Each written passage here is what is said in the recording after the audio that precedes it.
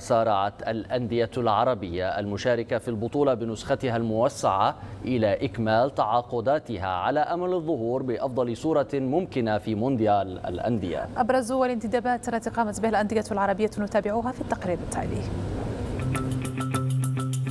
تأمل الأندية العربية المشاركة في بطولة كأس العالم للأندية في الولايات المتحدة الأمريكية أن تذهب بعيدا في مونديال الأندية، سيما بعد توسيع رقعة الفرق التي تشارك في البطولة.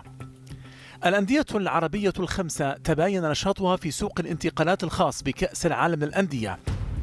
الأهلي المصري الذي اعتاد التواجد بهذا الحدث العالمي استغل الفترة الماضية لإبرام عدة تعاقدات كان أبرزها أحمد زيزو الذي سيشارك مع القلعة الحمراء في البطولة قادما من الغريم الزمالك، إضافة إلى محمود حسن تريزيجيه الذي عاد للأهلي وبعقد ل5 مواسم بعد عدة تجارب خارجية، وجلب كذلك متوسط الميدان التونسي محمد علي بن رمضان، إضافة إلى حمدي فتحي الذي جاء بنظام الإعارة خلال فترة البطولة.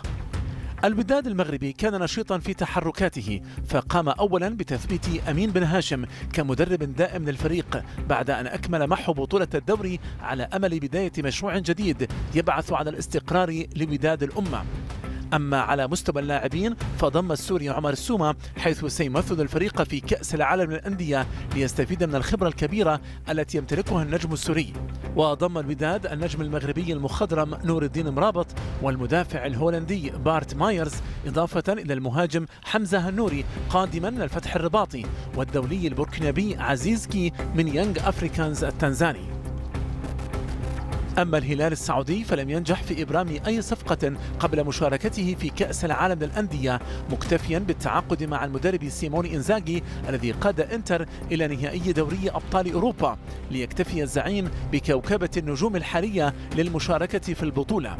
الترجي التونسي هو الآخر لم يتحرك خلال فترة الانتقالات الاستثنائية الخاصة بكأس العالم للأندية، حيث فضلت إدارة النادي التركيز على الانتقالات الصيفية بدلا من تعاقدات قد تكلف شيخ الأندية التونسية الكثير ولا تقدم الإضافة المطلوبة للفريق.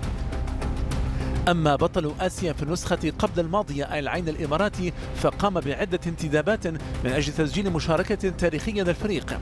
كان أبرز تلك الانتدابات ضم المصري رامي ربيعة مدافع الأهلي المصري السابق إلى جانب الثلاثي المغربي حسين رحيمي ويحيى بن خالق ونسيم الشاذلي، وضم الحارس المخضرم البرتغالي روي باتريسيو قادما من أتلانتا الإيطالي.